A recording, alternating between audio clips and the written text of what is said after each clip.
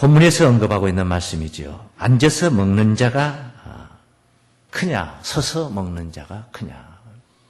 당연히 앉아서 먹는 자가 어른이고 서서 자리에 앉지도 못하고 서서 먹는 자가 있다면 더 아랫사람이다 이렇게 생각을 합니다.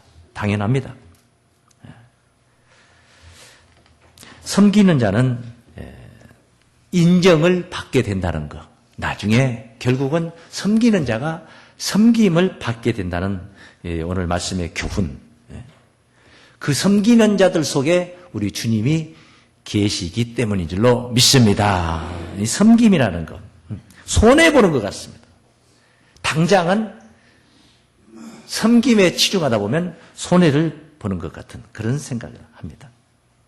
그런데 섬김을 받는 날이 그들에게 온다는 사실입니다. 그래서 제가 앞서 말씀드린 세상 만사 공짜는 없구나. 그런 말씀을 잠깐 생각을 해보게 된 것입니다. 주는 대로 받는다. 그런 말도 있어요. 주는 대로 받는다. 별로 뭐 대단한 것도 아닌데 칭송이 잦아. 그렇게 욕먹을 짓도 아닌데 또 반면에 욕을 바가지로 먹는 사람도 있고 말입니다.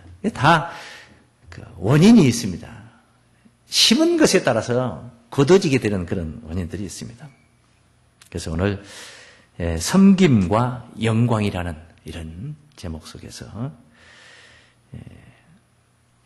우리 한번 따라했습니다. 세상 만사 모두 주고받는 삶이다.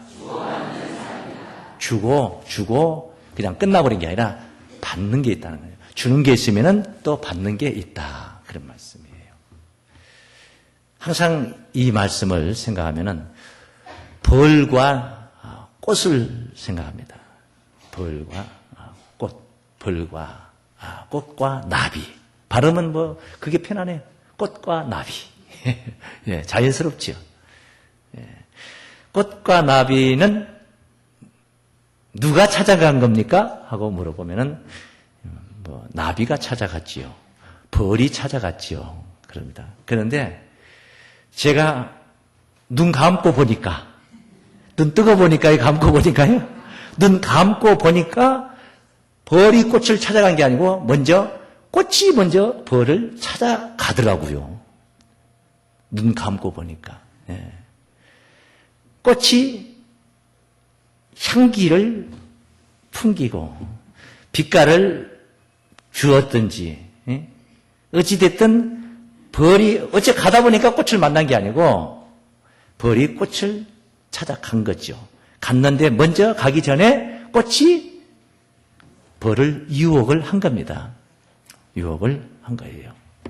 그러니 생각을 깊이 해보면은 뒤집어지는 이야기구나 이런 것들이 참 많습니다. 벌이 꽃을 찾아가서 꿀을 가져가는데 그러면 꽃은 꿀만 뺏기느냐? 아닙니다. 그것들이 와서 헤집고 다니면서 암술과 수술을 만나게 해서 씨를 보게 하고 열매를 맺게 하는 것입니다. 할렐루야. 그러니 벌만 가져갔다고 말할 수 없고 꽃이 빼앗겼다고 말할 수도 없는 것. 주고 받는 게 있기 때문인 줄로 믿습니다. 자연 세계에 크게 나누면은 동물과 식물을 논하게 되는 것입니다. 그 살아있는 것들, 동물과 식물, 주고받는 것입니다.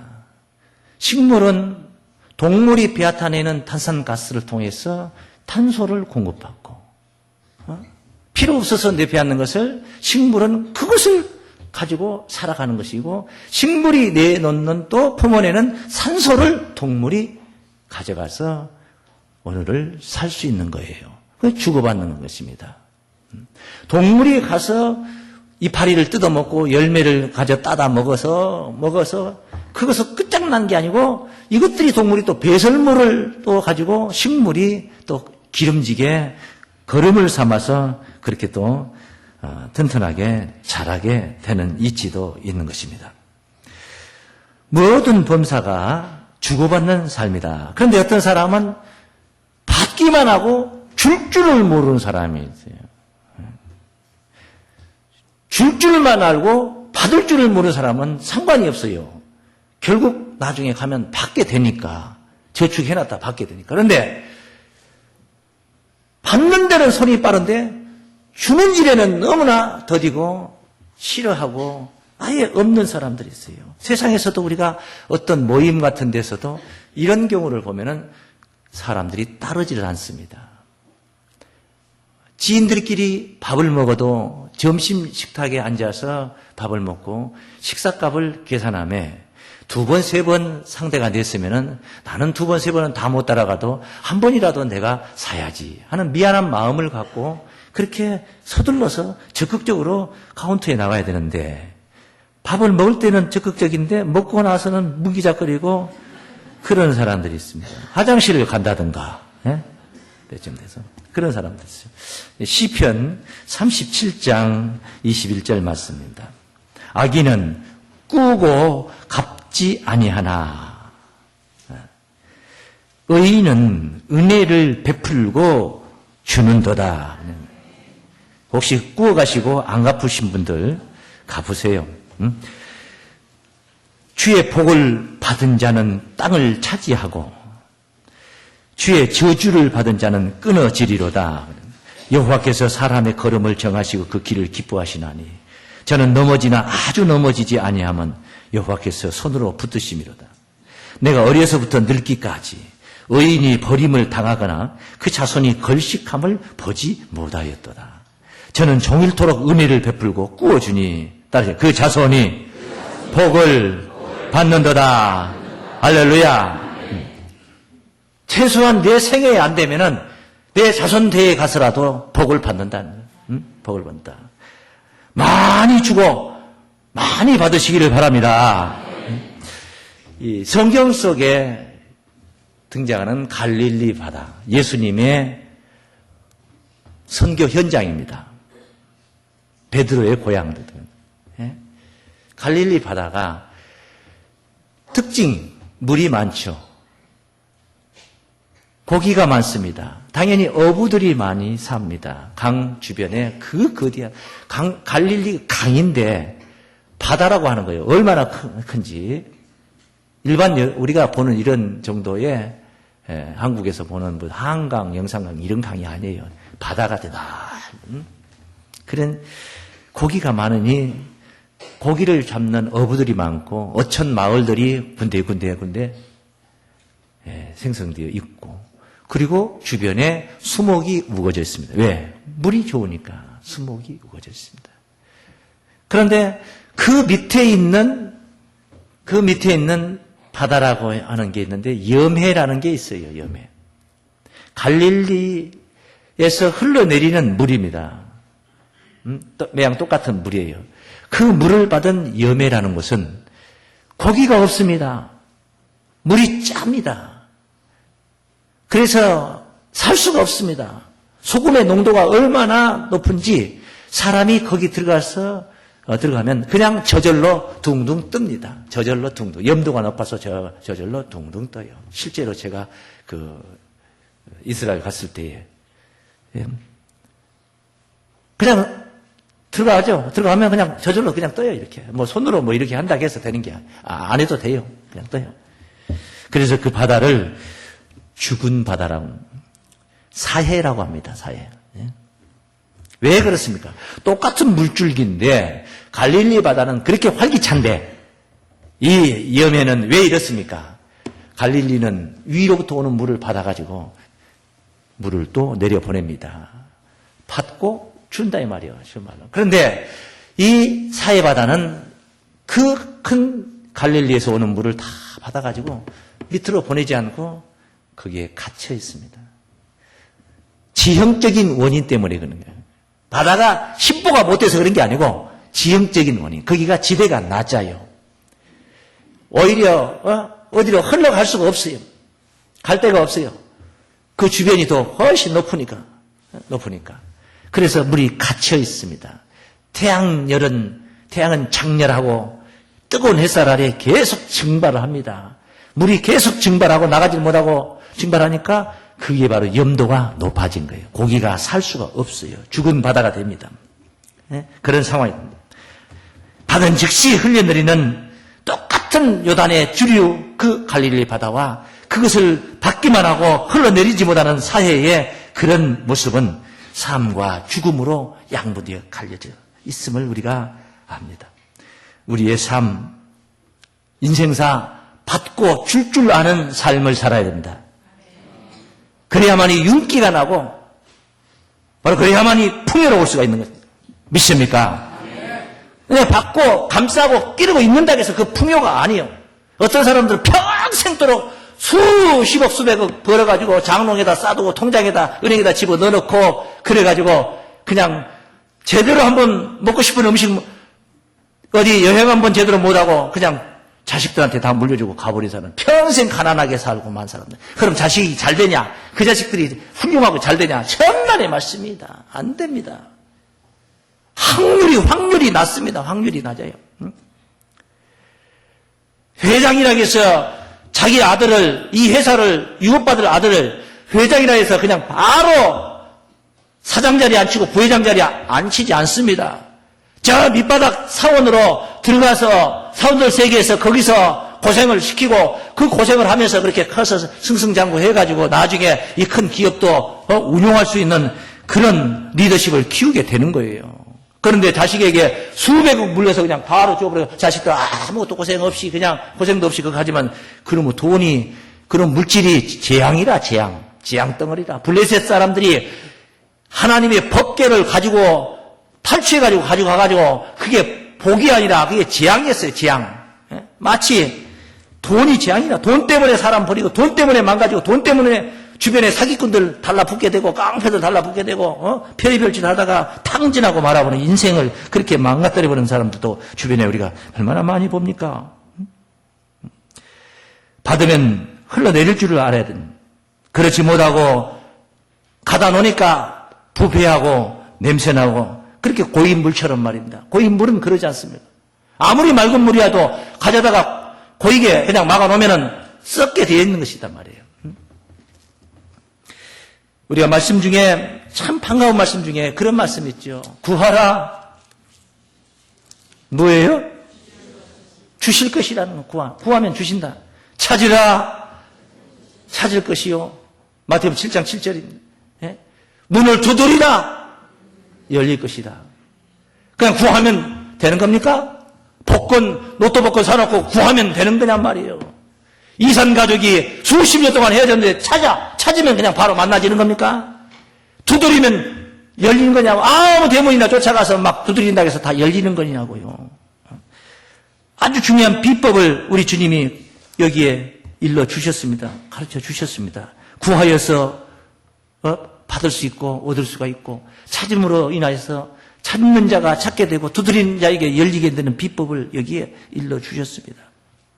마태복음 7장 8절 말씀 보십니다. 구하는 이는 이마다 얻을 것이요 찾는 이가 찾을 것이요 두드리는 이에게 열릴 것입니다.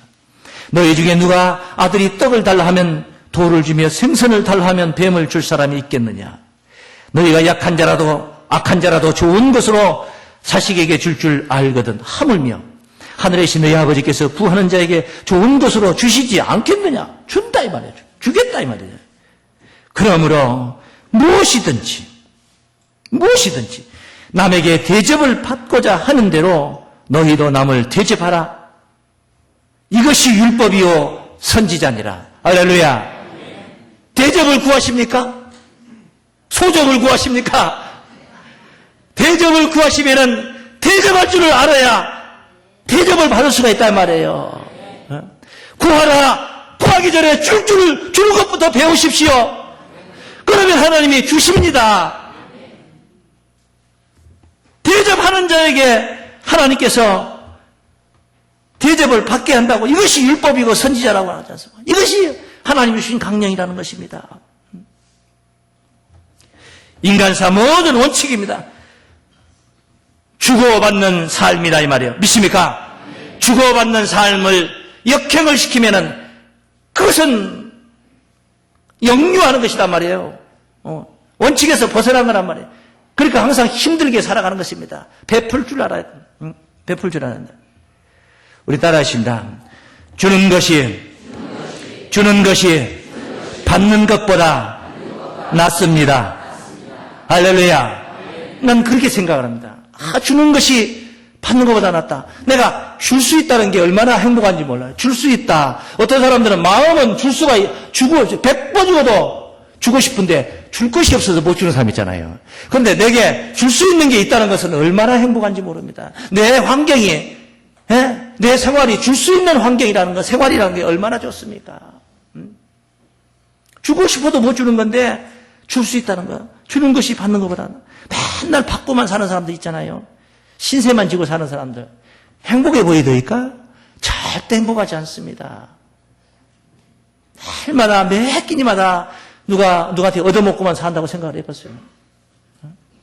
그가 내 부모일지라도 내게 대접하는 자가 내 형제일지라도 한두 번이지 평생 받아먹고만 어떻게 삽니까? 교우지간에도 그러잖아요. 평생 어떻게 받고만 산다. 그 비참한 생애입니다. 주는 자 정말 기쁩니다. 믿습니까? 얼마나 행복합니까? 내가 줄 수 있는 환경이라는 게 얼마나 행복하냐고 말이에요. 많이 주라는 게 아닙니다. 이 사람 재산 자체가 1억도 안 되는데 이 사람에게 2억을 달라고 하고 하나님은 2억을 주라고 하지 않습니다. 내가 줄 수 있는 것 말입니다. 과부의 두랩돈을 하나님은 주님은 뭐라 했습니까? 있는 것을 다 줬다 했지 않습니까? 자기가 할 수 있는 거 하는 거예요. 많다고 해서 되는 게 아니에요.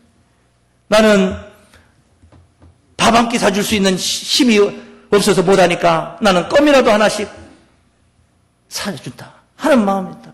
내가 할 수 있는 그런 에너지, 그런 능력 안에서 하는 거예요. 주는 생활이 받는 생활보다 행복한 겁니다. 믿습니까? 누리며 사는 거예요. 누리며 사는 거예요. 날마다 누리며 사는 거예요. 얼마나 주면서 산다는 것을. 네? 정말 저는 개인적으로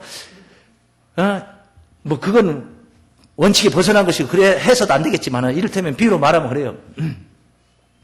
주일날 어떤 교회는 예배 나오면은 뭐 10,000원씩 주는 교회도 있다고 얘기를 들었습니다.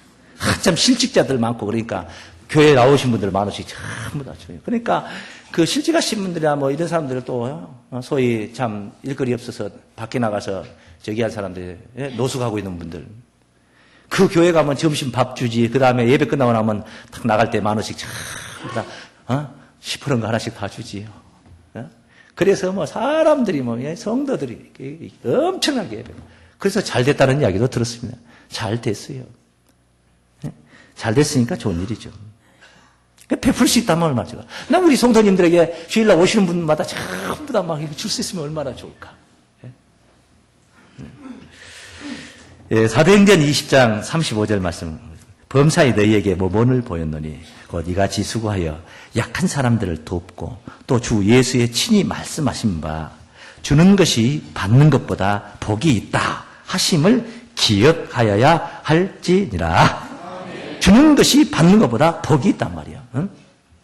왜 받는 것이 복이 있냐? 주는 것이 복이냐? 주는 사람은 참 저 사람 복 받은 사람이다. 받는 사람 맨날 받은 사람 저 사람 복 받은 사람 복 못 받은 사람이에요. 어찌 그렇게 맨날 받고만 살아야 되냐 말이에요. 그게 무슨 복입니까? 맨날 줄 수 있는 사람이 복 있는 사람이지. 할렐루야.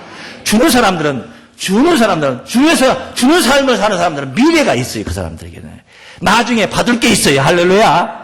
맨날 받고 산 사람들에게는 나중에 줄 것만 있지 받을 게 없는 거예요. 왜? 인생사 주고받는 삶이라고 우리가 그것을 정의할 때에 받은 만큼 또 줘야 되는 겁니다. 그런데 받은 만큼 주지 못하는 거예요. 왜? 없으니까. 그러니 얼마나 비참합니까? 얼마나 기를 못 피고 어깨가 쳐지잖아요. 무슨 큰 소리 치고 삽니까? 그런데 계속 받은 것 없이 주기만 하고 살았어요. 주기면 계속 주기만 하면 샀어요. 이름을 질 때 주기만이라고 또 하나 지을 거예요. 그 맨날 줬어요. 그 나중에 근데 받을 일이 없어. 내가 지금 현존하는 이 환경이 왜? 그거 안 줘도 되거든. 내가 안 받아도 되거든. 그러니까 그 얼마나 저축된 삶을 사는 거예요. 내가 안 받는 게 안 줘서 안 받는 게 아니라 주어도 받을 일이 없으니까 안 받아. 그러면 그 삶은 나중에 내 자손에게라도 다 복을 받아야 돼. 하나님 아까 그랬지 않습니까? 의인이 다 그런 삶을 산다고 그랬지 않습니까? 받는 게 아니라 주는 거 받는다고 해서 복이 아니라 이 말이에요. 베풀 줄을 알아야 된다, 항상. 우리 성도님들은 베풀기에 정말 손이 빠르시길 바랍니다. 베푸는 사람들이 복받고, 사랑받고, 인정받고, 사랑받는 거예요. 모든 우리 작은 교회 기관의 공동체 안에서도 참 인기가 있고 인정을 받는 사람들은 다 베풀 줄 아는 사람들입니다. 받기만 하고 베풀 줄 모르는 사람들은요, 절대 인정을 못 받는 겁니다. 마태복음 10장 8절입니다. 예수님께서 제자들을 보내시면서 명하셨던 말씀입니다. 병든 자를 고치며 죽은 자를 살리며 문둥이를 깨끗하게 하며 귀신을 쫓아내며 너희가 거저 받았으니, 따라서 거저 받았으니 거저 주어라. 할렐루야. 사실 거저 주는 건 없거든요. 거저 받았으니 거저 주라고 하지만은, 그래서 거저 주겠다 이거예요. 거저 주지만은 거저 주는 거 없어. 또 되돌림 받아요. 내가 거저 하나님께로부터 주님께로부터 거저 받은 게 있어요. 거저 받은 것도 거저 줍니다. 그런다 해서 그걸로 끝나는 게 아니에요. 거저 준 만큼 또 하늘에서 또 하나님께서 유업을 주시고 면류관을 주시고, 믿습니까? 그러니까 사실 거저 주는 거 없어요. 주고 끝나는 것이 아니다 이 말입니다. 예? 무엇보다도 십자가 사건을 한번 생각을 해봅니다. 십자가 정말 이 경험할 수 없는 고난입니다. 핍박이 아주 마지막 극치, 마지막 최종적으로 어떻게 했습니까? 사람의 생명을 앗아가버리는 고난이죠. 엄청난 고난. 육신적으로도 너무 아파서. 어떤 사람들은 겨울에 물에 빠져 죽으려고 해도 죽을까봐 추워서 못 죽겠다고 그러는 사람들. 예? 십자가를 경험 한번 해보세요. 못하겠죠. 왜? 너무 아플까봐. 아프죠. 얼마만큼 아플까요? 죽을 만큼 아프죠. 예? 그래, 이 십자가를 사람들이 볼 때는 그게 뭐냐? 불행입니다. 불행. 십자가를 진다. 그건 불행입니다. 예? 그런데 우리 주님께 그게 불행이었습니까? 영광이었습니다. 할렐루야. 영광이었습니다. 원래 이 십자가라는 것은요, 유대인들에게 십자가는 저주받은 자들을 나무 위에 달아서 매달아 놓는 거, 그렇게 죽이는 거예요. 그게 저주받은 사람들을 죽이는 형틀입니다. 그래서 오죽 저주받은 사람이었으면은 그날 당일치기로 그냥 당일날 초상을 쳐버려요. 시체를 치워야 됩니다. 무덤에다 갖다 묻어야 됩니다. 왜? 땅을 더럽힌다고. 이 땅도 하나님께로부터 복받은 땅인데, 이 복받은 땅이 이 죽은 시체가 그냥 널려 있는 것 자체를 용납을 안 했어요. 그래서 당일날 치워야 했어요. 신명기 말씀 보시죠. 21장 22절입니다.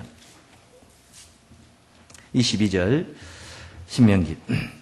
사람이 만일 죽을 죄를 범함으로 네가 그를 죽여 나무 위에 달거든 그 시체를 나무 위에 밤새도록 두지 말고 당일에 장사하여 내 하나님 여호와께서 네게 기업으로 주시는 땅을 더럽히지 말라. 나무 위에 달린 자는 하나님께 저주를 받았음이니라.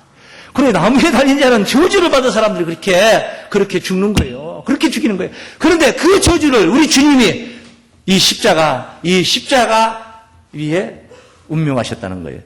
이거 저주받은 모습이죠. 율법의 저주를 해서 우리를 속량하시려고 우리 대신 우리 주님이 저주를 받았다는 거예요. 갈라디아 3장 13절에 보면은 예수님이 저주를 받았다는 거예요. 율법의 저주에서 우리를 속량하시려고. 믿습니까? 그러니 그게 저주입니까? 사람들이 볼 때 십자가에 달렸으니까 예수는 저주받았다. 저주입니까? 아니죠. 우리 주님은 영광의 길을 가신 줄로 믿습니다. 그게 있었기 때문에 하늘 영광의 보좌가 있는 거예요. 영광의 보좌가. 가시 면류관을 썼기 때문에 뒤에 바로 영광의 면류관이 있는 겁니다. 그 사람들은 주기만 하고 그냥 죽기까지 주기만 하고 죽음으로 끝난 게 아니라는 겁니다. 받을 게 있는 겁니다. 얼마나 좋습니까? 그러니 줄 수 있도록 우리는 항상 성실하게 충실하게 살아야 됩니다. 세상을 사는 것도 직장 생활을 하는 것도 충실하고 어떤 공무원들 보면은 복지부동 하는 사람들 있죠. 무슨 일 경찰관이 사건이 하나 들어오면은 뭐 억울한 사람 풀어줘야 되겠다. 억울한 사람 없도록 해야 되겠다 하는 그런 민중의 지팡이의 의식이 아주 강해야 되는데 적극적으로 이 사건을 했는데 무슨 사건이 들어오면 또 일거리 생겼다 해서 그냥 어떻게 합의하고 그냥 해서 그냥 끝내고 사건으로 안 받아주고 이를테면은 집에 사람이 안 들어옵니다. 안 들어와서 행방불명이 됐다 해서 사람이 안 들어오면 안 받아줘요. 사건을 사건화시키면 사건 되니까 골치 아프다 이거지. 그래야 안 된단 말이에요. 항상 줄 수 있도록 최선을 다하고 나 먹을 거 있으니까 배불리 있으니까 이제 대충 살아도 되겠다. 아닙니다. 성실하게 충실하게 해서 줄 수 있는 자로 살아야 됩니다. 믿습니까? 영적으로나 육적으로나 믿습니까? 말씀을 깨달았다 해서 나 구원받았다 해서 내 구원에서만 머물러 버리고 즐기느라고 머물러 버리면은 오늘 우리가 어떻게 존재할 수 있습니까? 2000년 전에 예수님의 제자들이 자기들 구원받았다 해서 방 딱 걸어 잠그고 예수 자기들만 믿고 말아버렸으면은 우리가 어떻게 오늘 구원을 받을 수 있었겠습니까? 피나는 죽음을 불쌍한 희생이 있었기 때문에 오늘 우리가 그 복음을 만난 거예요. 할렐루야. 데살로니가후서 3장입니다. 10절입니다. 우리가 너희와 함께 있을 때에 또 너희에게 명하기를 누구든지 일하기 싫어하거든 먹지도 말게 하라. 일하기 싫어하는 사람들은 먹지도 말라 그러네. 하였더니 사실 말씀 전하기 싫어하는 사람들은 말씀 주지도 말아야 돼요. 우리가 들은즉 너희 가운데 규모 없이 행하여 도무지 일하지 아니하고 일만 만드는 자들이 있다 하니 일은 안 하고 일만 만드는 사람들도 있어요. 이런 자들에게 우리가 명하고 주 예수 그리스도의 안에서 구원하기를 종용히 일하여 자기 양식을 먹으라 하느라. 믿습니까? 응? 정말 성실하게 살았네. 영적으로나 육적으로 근면 성실치 않으면 안 된다 이 말이에요. 응? 오늘 본문은 우리 주님이 섬기는 자로 오셨다는 말씀을 제자들에게 일러주십니다. 그때 내 고난에 함께 참여한 자들에게, 같이 참여했던 자들에게 그 영광의 보좌를 보장하고 있는 그런 말씀이 있습니다. 우리 한번 따라하겠습니다. 주님의 섬김의 도를 따른 자들에게 영광스러운 미래가 있다. 할렐루야. 우리 주님처럼 그 섬김의 도를 따른다는 것은 그렇게 섬기는 자로 살자 이 말이에요. 그런 자들에게 영광스러운 미래가 있다. 섬기는 자의 신앙을 갖자 이 말이에요. 믿습니까? 본문 22장 24절입니다. 누가복음 22장 24절. 또 저희 사이에 그 중에 누가 크냐 하는 다툼이 난지라. 제자들끼리 그래요. 사람들이란 건 그렇습니다. 예수님의 제자라겠어.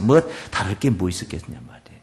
예수께서 이르시되 이방인의 임금들은 저희를 주관하며 그 집권자들은 은인이라 칭함을 받으나 너희는 그렇지 않을지니 너희 중에 큰 자는 젊은 자와 같고 큰 자는 젊은 자와 같고 두목은 섬기는 자와 같을지니라. 앉아서 먹는 자가 크냐 섬기는 자가 크냐. 앉아서 먹는 자가 아니냐.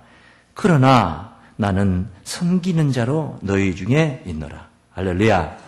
너희는 나의 모든 시험 중에 항상 나와 함께한 자인지. 예수님이 시험 중에 있었다. 주님이 그렇게 힘들었다면, 갈등이 있었고 힘들었다면 제자들은 오죽했겠어요? 제자들은 오죽했겠습니까? 너희는 나의 모든 시험 중에 나와 항상 함께 있었든지. 내 아버지께서 나라를 내게 맡기신 것 같이 나도 너희에게 맡겨. 할렐루야. 너희로 내 나라에 있어 내 상에서 먹고 마시며 또는 보좌에 앉아 이스라엘 12지파를 다스리게 하려 하노라. 할렐루야. 우리 주님의 고난에 함께 참여하는 자, 도망치는 자들이 아니라 함께 참여하는 자. 교회에 힘들고 어려운 일이 있을 때면 항상 뒷짐지는 자들이 아니라 적극적으로 두 손을 들고 다가오는 자들이 바로 주님의 고난에 함께하는 자들입니다. 믿습니까? 항상 그렇게 봉사하고 그렇게 충성하는 자들 가르칩니다. 디모데후서 마지막으로 하나만 더 보겠습니다. 2장입니다. 11절입니다. 디모데후서 2장 11절. 미쁘다 이 말이여. 우리가 주와 함께 죽었으면 또한 함께 살 것이요. 참으면 또한 함께 왕노릇 할 것이요. 우리가 주를 부인하면 주도 우리를 부인하실 것이라. 내가 주님을 부인하는데 주님이 어떻게 우리를 인정하겠느냐 이 말이요. 우리는 미쁨이 없을지라도 주는 일양 미쁘시니 우리는 믿을 만한 것이 없다 할지라도 우리 주님은 한결같은 분이단 말이에요. 자기를 부인하실 수 없으시려. 할렐루야. 함께 죽고 함께 살고 함께 영광의 주역들로 구원받으시기를 주의 이름으로 축원합니다.